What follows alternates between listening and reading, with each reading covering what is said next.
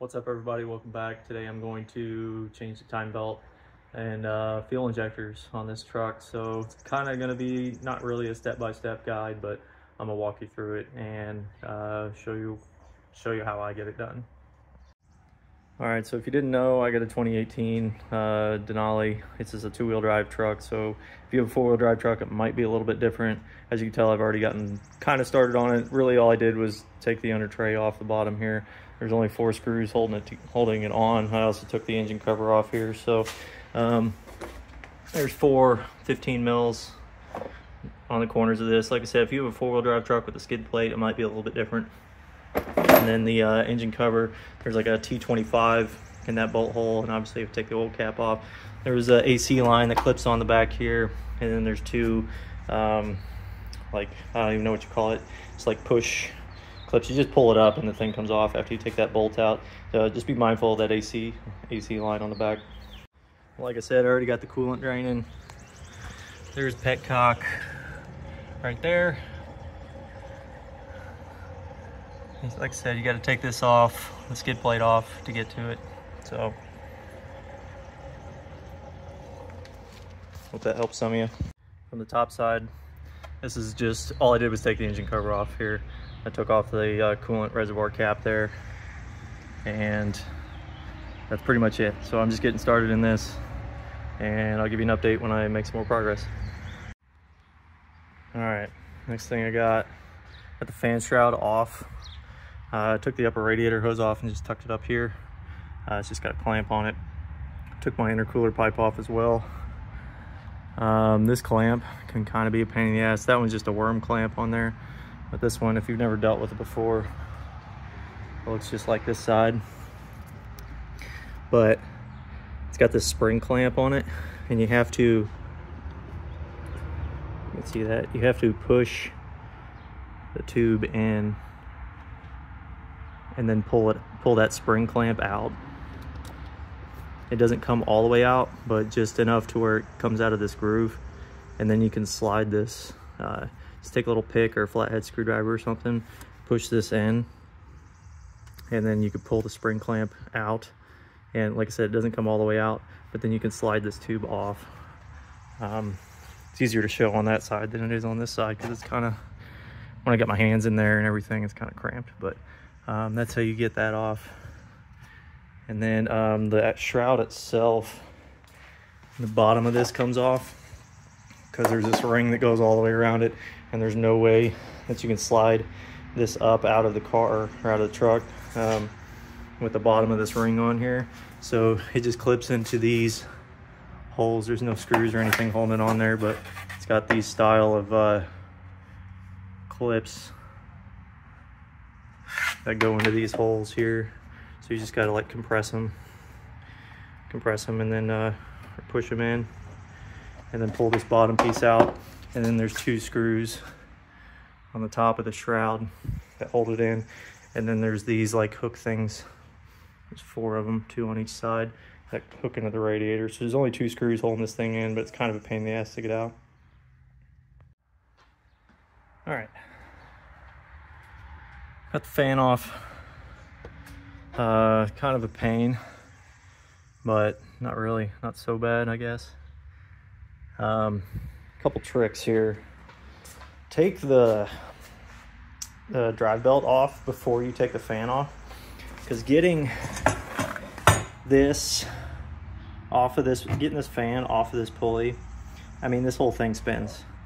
So trying to hold the pulley, and this thing is super tight, just take it off as an assembly. There's only 3 bolts holding this thing on.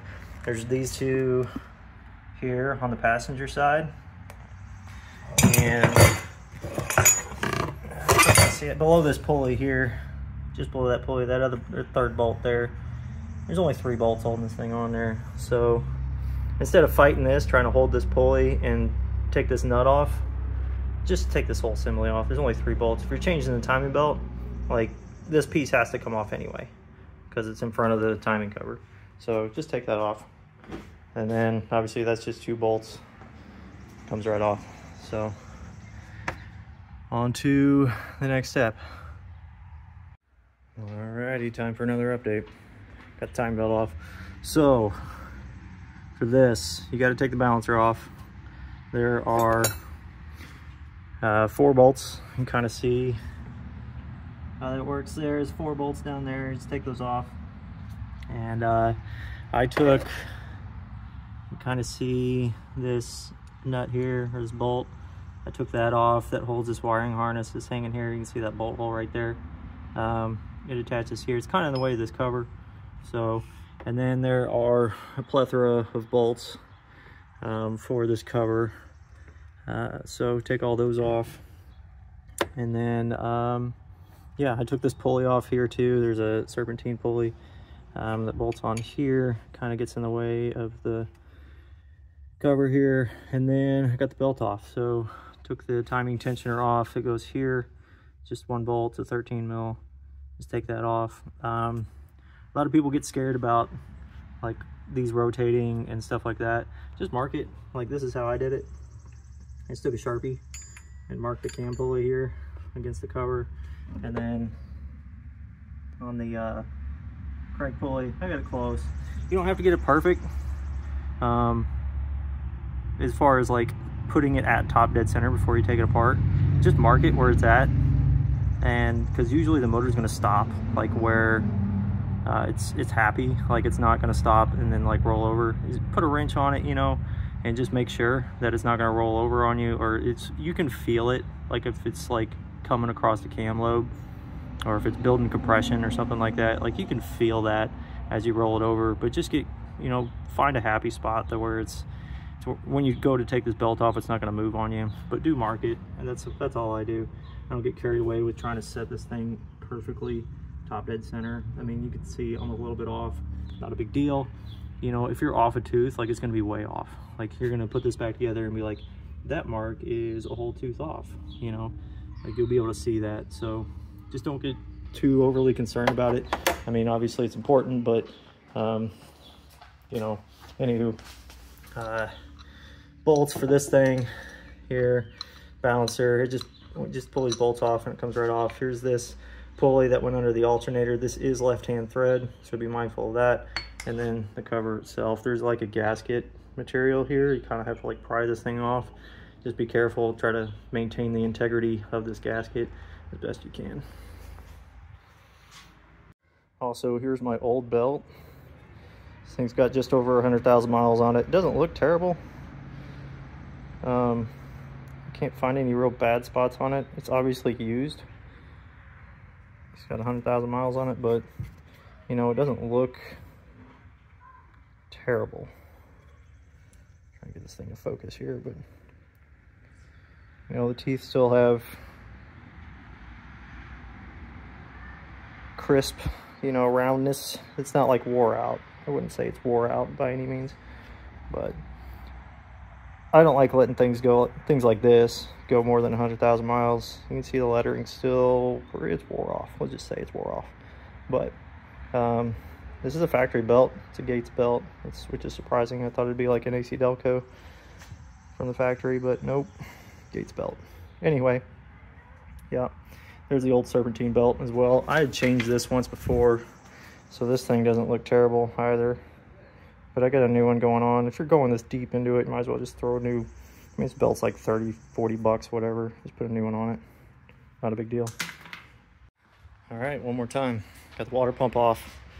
There's like 5 bolts or something holding this thing on. 6 maybe. Doesn't feel bad. Sorry, mosquito. Doesn't feel bad. This pulley though, I don't know if you can hear that. Like that's what the timing belt rides on. The timing belt drives this. There's some grooves on this thing.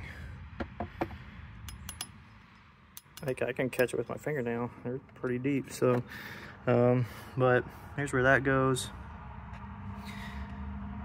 And yeah, not too bad. It's got this cover over it. You gotta take this cover off. It's got 3 these Torx on there. I think it was a T35, I think. T30. T30. So, and then I also got the tensioner off of here too. I'm replacing this as well. This also has some grooves on it. So, like I said, I got like 105,000 miles on this truck, so glad I'm in here looking at this now. But that's just a little concerning, I guess. But I'm changing it all. I got a new tensioner and a new water pump to put on here as well. So let's get going. All right, got the phone back out. Here we go. Timing belt's on. Marks lined up. I did put a mark on the pulley just so I knew which one of these was in there, but I kind of used the one with the diamond. I'm sorry, the triangle. You know my shapes, Brian. Right there. And then, of course, this mark is still on there. Everything's good. I got a new tensioner.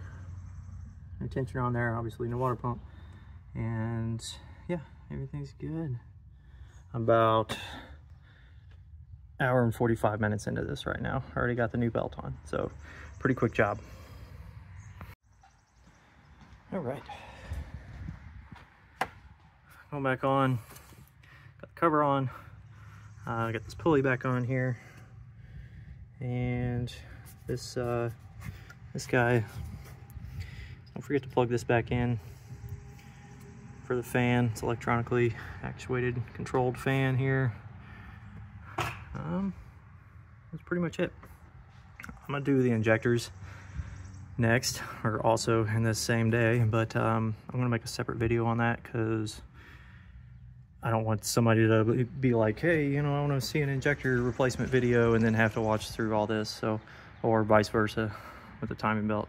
But anywho, yeah, just gonna put the rest of this back together.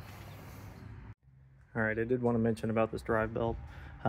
This is the tensioner for it. It goes on to this hole and this hole here. Kind of spreads it all across this way. But the way this pulley goes on here, you have to put the belt on when you put this on. Because once you get this on here, I can't really see with my hand in the way, but once you get this on here, you can't get the belt on. So you have to put the belt on with this. Kind of a pain, but it has a 1/2-inch drive on it, so you can twist this thing once you do get it on there. You can get the belt routed, but step one is to put the belt on this tensioner and then install the tensioner. All right, so pretty much done. Got it all back together, minus I got to top off the coolant, and actually I still got to put the lower part of the radiator shroud on there. That'll take 2 seconds, and I still need to put the intake charge pipe back on here, but I got it. I soaked it with cleaned out the inside with some brake clean, and I'm waiting for that to drain, so just waiting on that. Total hours in this, probably I'd have to say probably 2.5, give or take, draining the coolant, and then like I said, I still got to fill it back up. So I don't want to say this is the first time I've done this, because obviously I have this guy and I have taken this apart a million times, but this is the first time that I have done this in frame, so inside the truck. So not too bad of a job, but it's coming up on noon right now, so started at 9:30, but yeah, nice little before lunch project. All right, everybody, pretty much wrapping this one up. All in all, really wasn't that bad of a job. I thought it was gonna be a lot worse. I was kind of worried that I'd break something, or you know, something would happen, as it usually would. But this is actually ended up being a pretty smooth process. I did get the lower radiator shroud put back on, and I am topping it back off with fluid. I'm using the Dexcool 50/50, the AC Delco stuff. It's the factory stuff that came out of it. So putting that back in there, and yeah, so I'm gonna wrap this one up and basically start another video for this injectors. But if you have any questions, please drop a comment below, and I'll try to get back to you. Thanks.